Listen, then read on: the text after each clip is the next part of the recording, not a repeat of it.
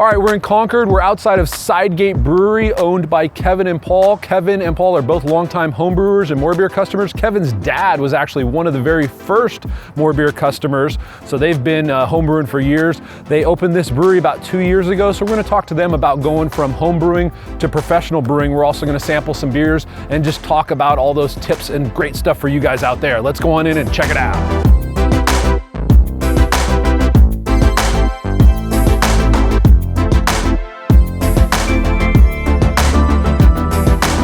Realized we had a real passion for brewing, for a decade before we even opened this place. How about we get this on paper and see if we could really pull this off? And then it kind of went from there. We don't do our brewing inside, we do our brewing outside, we'd have friends come over, neighbors, anybody who's interested in learning how to do it, and we'd say, hey, come on through the side gate. I'm not gonna answer the doorbell, come through the side gate on the side, in the backyard. We started with living the dream. Do you recommend this for somebody out there? All right, Kevin, Paul, thanks for having us. Amazing brewery here, delicious beer. You guys started off as home brewers. Now you've got this beautiful brewery. So today I'd like to talk about that process of taking a dream and turning it into reality, as you guys have done. So just tell me, you're 2 years in now, the passion, the dream, and now it's a reality, it's a job. Let's talk through that, like how you guys met and how and where you're at now. Yeah, well, both Kevin and I had realized we had a real passion for brewing, for a decade before we even opened this place, or in Kevin's case, probably even more. He's brewing as a little kid with his dad.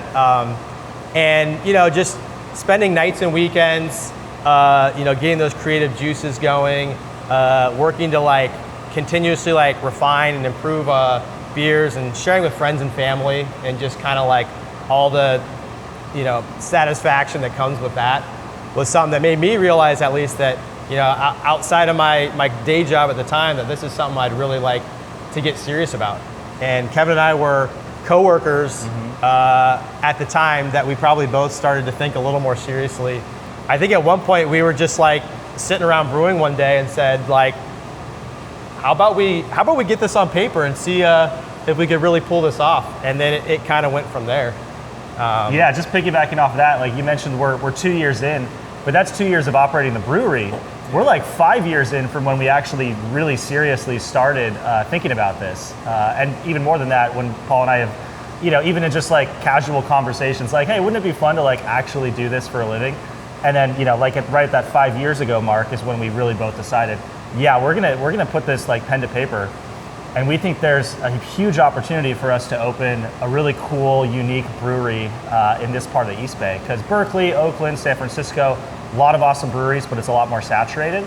This side of the Caldecott Tunnel, Contra Costa County, there were only a handful of breweries. And we thought, hey, there's gonna be demand for this, and there is demand for this. So let's do something a little bit different than maybe some other breweries have done before. So that's kind of how it started. Let's talk about, that's a great segue to talk about the business plan then. Mm-hmm. So yeah, you guys, 5 years ago you started working on that. So talk through that. It sounds like you had a good idea of the location. Tell me about that business plan, what went into it, filing for TTB, all that, the thought process and everything that goes, the size of the brewery, so how much capital you have, that kind of stuff. Talk to me through the business plan side of things. Yeah, so I'll start off on that one. It's an intimidating endeavor to start because you could go from any direction, right? Do I start at what kind of beers do we want to do? Do we start at what kind of location? Do we want to start with what sort of vibe?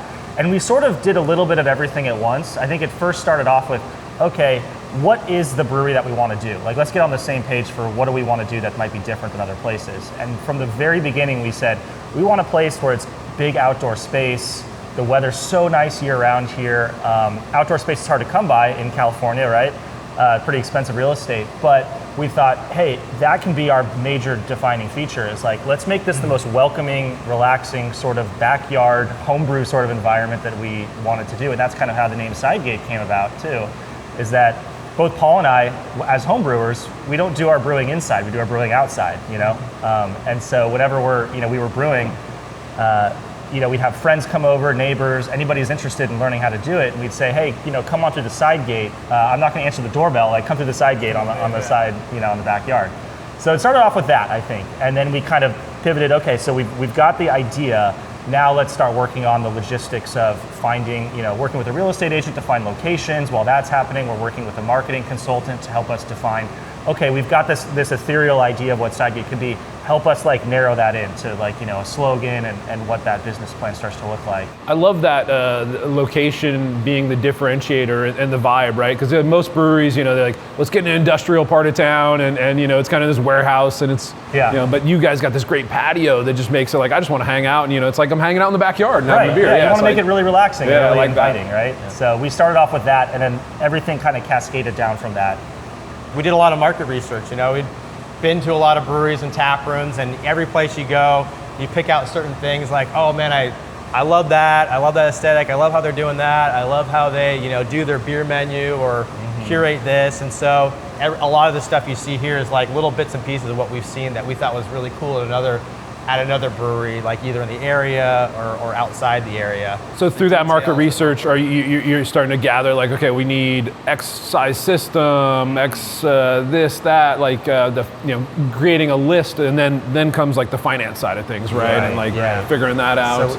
So we knew, like Kevin said, we wanted to be like a tap room first kind of brewery. Yep. We wanted to have great beers. I mean, that goes without saying, and a really diverse selection of beers.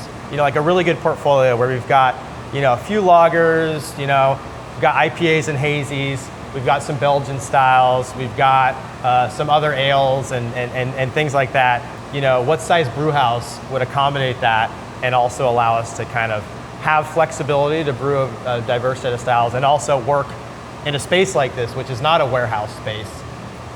So that's where we kind of backed into, what's the right size brewery to have. We have a 10-barrel system with the ability to do double batches and ferment 20.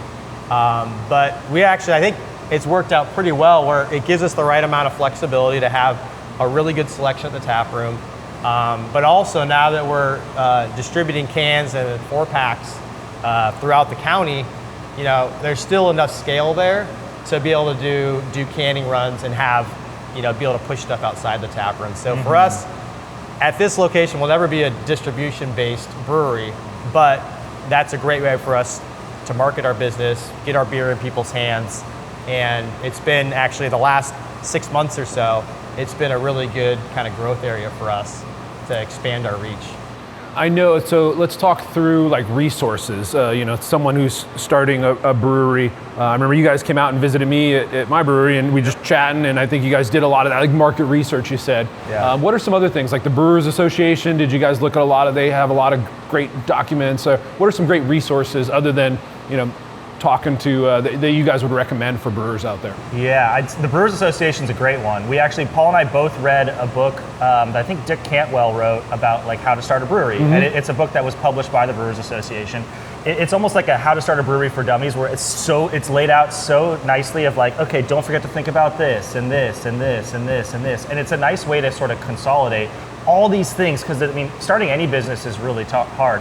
Starting a brewery might be even on the harder side in some ways because you're a manufacturing business, you're a retail business, you're a customer-focused business. You're kind of doing a lot of things that most businesses will pick one or two avenues. And you're getting everything approved. And it's a highly regulated business, right? Because of the TTB and the ABC, and it's alcohol, you're selling alcohol. Starting out with reading a book like that was nice because it helped you kind of figure out what sort of things to focus on. And I would also highly recommend you don't try to start a brewery by yourself because there's a lot to do, and it's easy to forget to do certain things. So Paul and I are really good about sort of splitting up the work and being okay, so this week I'm going to work on this thing, Paul's going to work on this thing. And then, we're collaborating the whole time, but it's nice to sort of refocus where our focuses are and kind of go from there. Share the work. Many hands makes light work. And anybody who says they started a brewery by themselves is lying because it's impossible, right? There's so many consultants we talk to, talking to brewers like yourself, it was really eye-opening to just sort of get all this awesome feedback from people and hey, what did you learn from your process? Okay, cool, great. I'm going to prioritize that and make sure that I get a good glycol chiller, or my cold box is larger than what I think it is, or I get double-sized fermentation tanks. That's the nice thing is having partners on your team, and then also not creating it in a vacuum, right? Not trying to go out and because brewers they want to share, they love sharing, right? So I utilize those resources. Yeah. One thing that you guys did, which I think was awesome, that I wish we would have done, which I would not wish running a kitchen on anybody, right? So, but you guys have the truck model. So, talk to me a little bit about what was the decision making behind that decision or thought I mean, process? I think for us, you know, Food is important, what Kevin right? mentioned Definitely. early on is like we've had confidence in our ability to brew great beers. We were learning how to create the space that we wanted to create, and you know, having a kitchen was not on our list of like things we had to have. So we kind of put that on the back burner, and we also knew that the amount of effort to do that and create that and make the space for that was beyond what we wanted to do. So all of our priorities were in other areas. So the food was Smart. like a nice to have. Yeah. And you know, it just worked out where, you know, we've been able to work with this amazing network of food trucks so that now our customers can get food, actually really great food, better food than we could make here, honestly. We kind of knew that we just didn't want to dive too deep into that. In fact, this building we ended up in had a kitchen from the previous tenant when we moved in, and we completely scrapped the kitchen and turned it into our cold box for all of our cellaring and keg storage. So, you know, we made that choice space-wise that we definitely weren't going to go that direction. And mostly it was just, again, it wasn't one of our top, you know, 5 priorities for what we wanted Sidegate to be. And, you know, we didn't have the expertise there and we didn't have the space for it. So Smart move. Running a restaurant is a whole other complexity, and having a larger cold box is the best decision you could do. It turned out that way. I think at the time we didn't even know how valuable that using that space for cold storage was going to be, but it's worked out really well. And being able to partner with other local businesses is a big part of, you know, what we enjoy doing. And so, you know, having this like diverse variety of food trucks, it's cool because a lot of them are startups like us, and so we're growing with them, you know, and they're helping us and we're helping them, and you know, it just helps us feel like part of the community to be like on a daily basis, like collaborating with these other. As you guys can see, we're brewing right now, so no worries on the Sorry pause. for the interruption right there. We Just had do to a check lot on the of- IPA.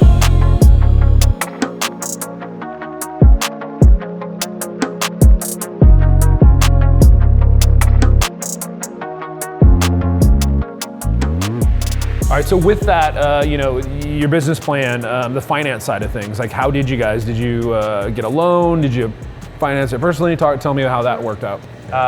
Yeah, so we started out by, again, we spent a lot of time on this business plan, and we actually worked with a marketing consultant to help us put together a pitch deck. So something that not only like captured our vision of what we wanted, but looked really beautiful and professional for potential investors. So once we had that set, you know, then we reached out to friends and family and friends of friends and colleagues and things like that to say, hey, how much interest is there in investing in what, you know, Kevin and my vision is, and we went that route, and we got some people signed on.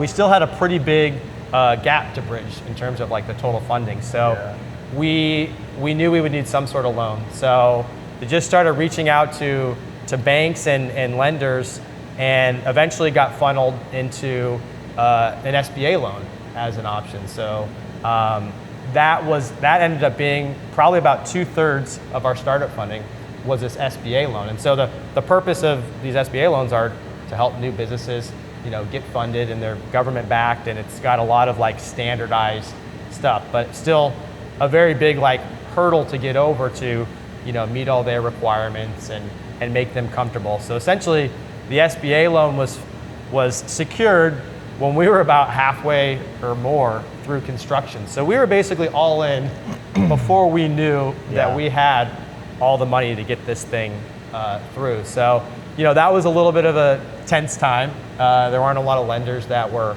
interested to, you know, kind of get into the brewing industry. You know, there's a lot of, there's a lot of belief that there's saturation there. If you look on the national level, or you look at how many breweries there are in the country, again, Kevin and I had like a really strong belief in our local market. You knew the area, yeah. Right. This part of Contra Costa County, but not all lenders look at it that way. So that was a big hurdle to get over. Yeah. But once we did, obviously that's what allowed us to get to the finish line, was getting that funding from the SBA to get here. Well, that's great information for homebrewers out there. So let's talk construction. You know, the old rule of thumb is like it's going to take twice as long and cost twice as much as you think it will be. And during that point in time, all the money's going out and none's coming in, right? So like, talk to me through the construction phase. Did you do a lot of the work yourself? You hire out? Just talk to me about Yeah, that. I'd say everything. I mean, the first thing we did as far as construction goes was hire a good contractor because Paul and I knew we were going to be really hands-on with this. I didn't have a job at the time, and Paul knew that he was going to be either part-time or eventually like quitting his full-time job too, to save money on the construction, because a lot of what we were doing early on construction was just the demo side. We got a building that was a 100-year-old building where nobody had really touched the structural components probably since the very beginning. So the demo side of things probably took at least 6 to 8 months of just me, myself, Paul, and then our general contractor, Kenton. And the three of us were in here every day or every other day, making sure that we were just doing the hard work kind of labor that you don't really need to be very skilled at. Yeah. Obviously, we had our general contractor who could use a little bit more of the skill side of things and make sure we weren't doing something stupid. And the permit side of things was actually, it takes a lot longer than you would think to get things approved, especially because our lease was signed a month before COVID hit. So it was a little bit more difficult to get. No one's coming out to do inspections during that time. You can't just walk into the permit center at your local city and talk to somebody in person. They just weren't doing that, and so everything just slowed down.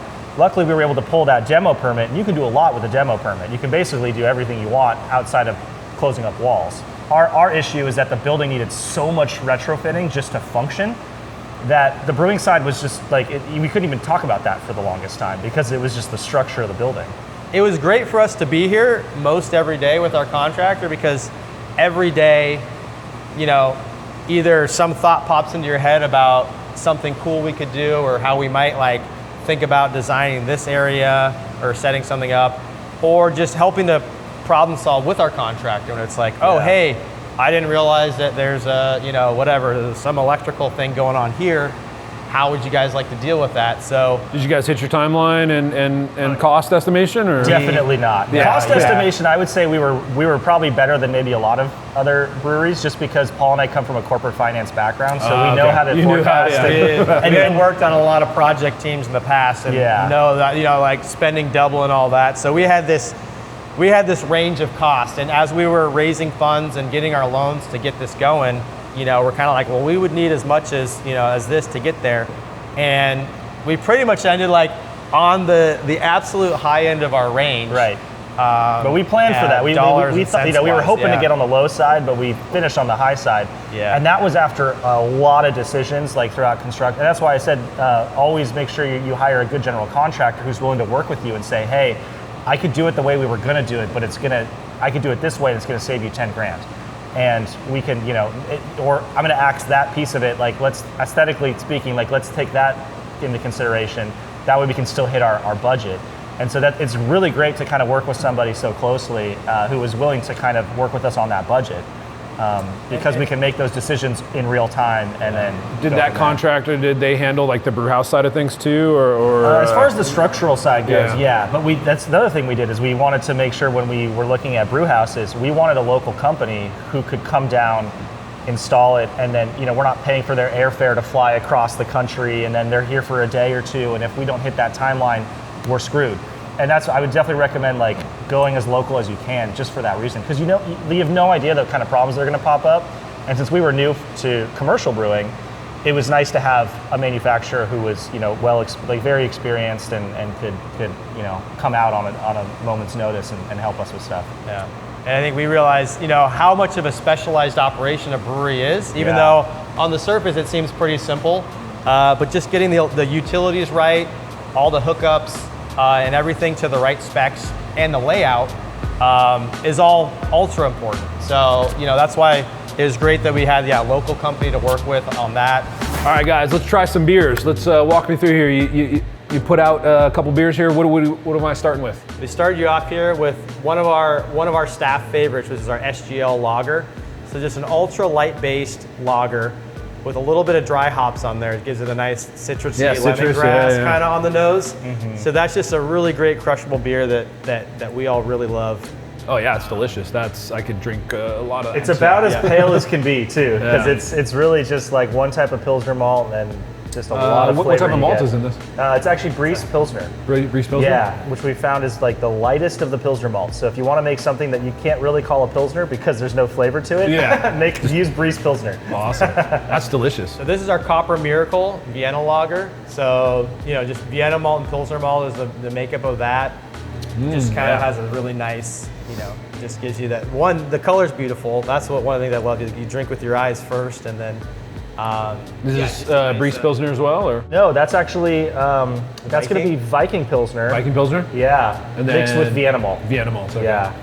That's delicious. Yeah, nice little malty. Kind of give it some flavor, but nice, crisp, dry. Yeah, it's tasty. It's a beer that I think is like one of my absolute favorites on the menu. Hazy IPA. So that's our Kangaroo Song Hazy IPA.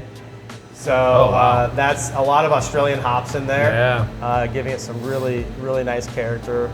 Yeah, it's like pineapple, guava, just super tropical fruit. Yeah. It's dry or drier than most. A lot of hazies, not a lot, but some of them are cloyingly sweet, but this is actually like dry. And that's on purpose for us. That. We like we like our IPAs even when they're hazy to still have that like crisper kind of character. Not quite as crisp as a West Coast, and it's never going to be that. But we do like to make them a little bit drier so that you do get that like thirst quenching sort of kind of character from That's it. delicious. Man, that's really good. I enjoyed that. Yeah, so last one is our Sucker for Succulents IPA. Just finding that nice balance where you still get kind of that fruity tropical. Yeah, I'm getting like berry, like mosaic. A lot Is of there berry, mosaic yep. in here? Yeah, Okay. Mosaic yeah. in there. So a little bit of that, but not too over the top. And then we've got some Simcoe and Centennial in there to kind of bring it down. Yeah, to you earth definitely and, get that and in the get flavor. it a little bit. Yeah. So we just love the balance of it. We love the kind of the IBUs kind of in the medium end of that IPA range, not totally pulled back.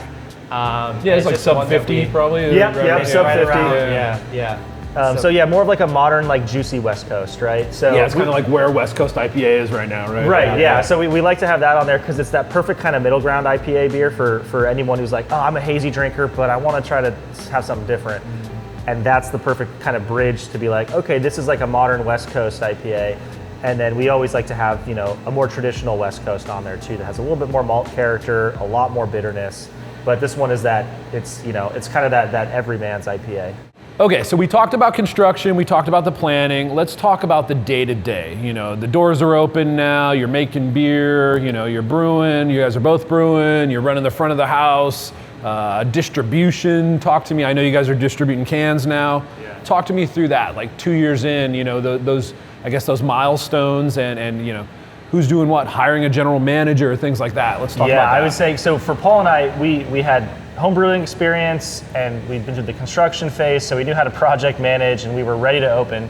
But the key person who we didn't have was a taproom manager or general manager who knew the customer side of things and how to actually operate a retail business where you're customer facing. So we're really happy with the person that we hired, Andy Griswold. He's been awesome for us, every day. He filled in all those gaps for us of, okay, we're gonna make the bar function this way, we're gonna make everything really clear over here, we're gonna have this good training program for everybody, everyone's gonna know how to pour beer, they're gonna get knowledgeable on this, they're gonna, here's how you do it, work the point of sale system, because we'd never, worked in one of those before. So it was great to hire somebody who filled those gaps so Paul and I could focus on making the beer. Because at the end of the day, if that beer's not good, we're not a good business, no matter how everything else is functioning. There's no real job titles like for Paul and I. Like we basically do whatever needs to get done, and we just kind of split the work. Like, okay, I'm busy this week. Can you take care of this thing, or vice versa? That's awesome to have a partner that you can share that load with. Yeah. It's pretty huge. When I think about the brewing is what we knew coming in, and we learned a lot in getting going. And we're still learning things, but like there's so many other things on a day-to-day that we're like, oh wow, there'll be a week we don't brew, but we're still busy for the entire week because we're just doing. There's so much more to running a brewery than the brewing. For me, the brewing was like therapeutic, right? That's like hey, I got my time. I Yep. put some music on. You're stepping that was like almost an outlet. It's right? nice because once you get the hang of it too, it's a very repeatable process. Yeah. Like beer styles change, but the process is 90% the same pretty much every time, right? So it's nice to have that rhythm where you're like, okay, I don't have to think super hard today because I put the effort into the recipe. I know the process. Let me just it's a good way to kind of clear your head, like you said. Like the nightly things, live music you guys do, yoga, the trivia night I always come down for. That's like super fun. Like talk to me about that and how important that is, and does that help your business? I assume it does, but this, for other people looking to start that, what is your advice in that area? One of the things that's great about a brewery and the way that we operate is that we have so much flexibility to do really cool stuff with this space. Whether it's a private event or it's trivia or having live music or yoga, things that like restaurants and stuff don't really have, right? Because they have, the certain operations and things are set up a certain way and people get seated in certain places. So we have this ultimate flexibility and it just allows us to partner with all these different groups in the community to do cool stuff. And, to bring people in here that aren't just like diehard beer people. We get a lot of people that are just kind of casual local people that just want a cool place to hang out. And they enjoy the beers, but they just want a place to get together with friends and family, maybe do something interesting like trivia, maybe hear a cool local band. And so those people are a big portion of who comes in here. We have families rolling strollers in here all the time, because we're an all ages place. So, that's a huge part. Dog friendly too, as well. Dog friendly. Dog friendly, yeah. And kind of pivoting off what Paul said, like that family friendly atmosphere is so critical for what our business model was focused on. Because outdoor patio, weather's nice, you want to go somewhere to bring your family, you don't want to, this isn't a dive bar, this is a brewery. So it's a very welcoming environment.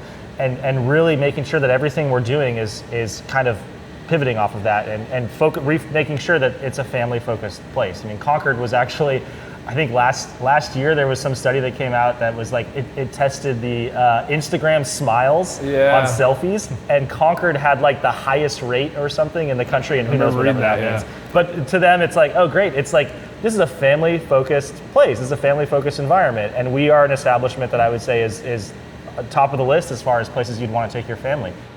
Well, I think you guys nailed it. The beers are amazing. The vibe is amazing. I live here in Concord. It's definitely part of the community. I love bringing my kids down here and meeting friends, and you guys nailed it. So I got one last question. We gave some advice to people thinking about that. So, we started with living the dream. Is this are you guys, do you recommend this for somebody out there? Are you guys, tell me now that you're 2 years in, Yeah, sure. I mean, the main thing is you have to be, at least the way that Kevin and I approach it, because we work here full time. I know a lot of breweries will have different setups where they have multiple partners, people are working part-time, they have day jobs and stuff. But for us, we made the decision that we want to be all in on this. So this is our this is our livelihood and our baby.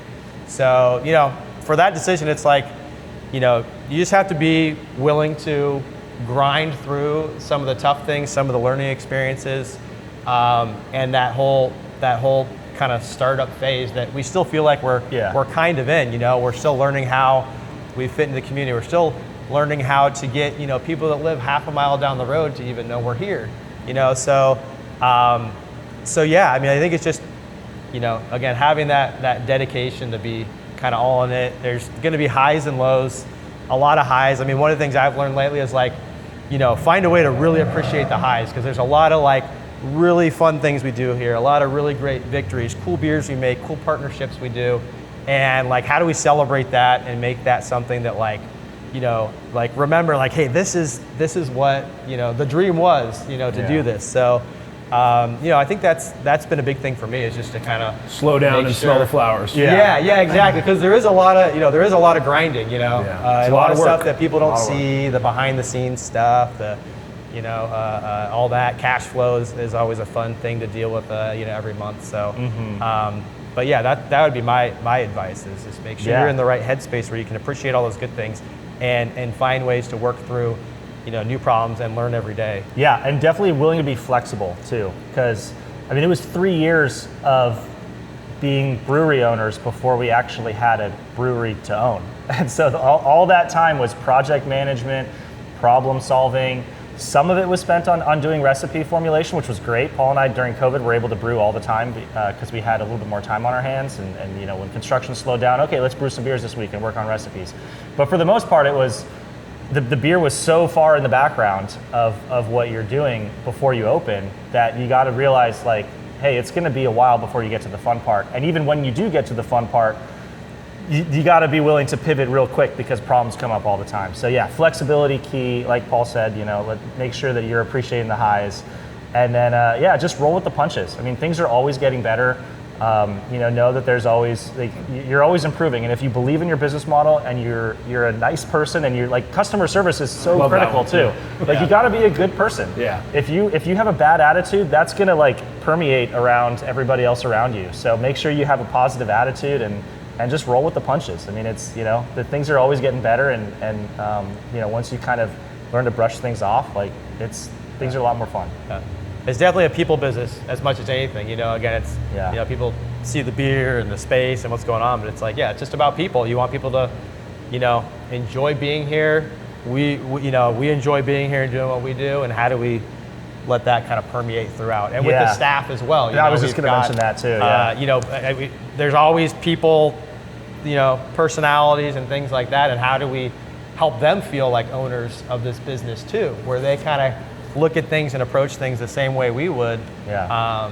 And so that's, you know, that's an ongoing, you know, for any business. Yeah, people focused for sure, because Paul and I aren't the ones serving beer most of the time. You know, we're working, like, you know, mornings into the afternoons, and we're still here, you know, late at night sometimes.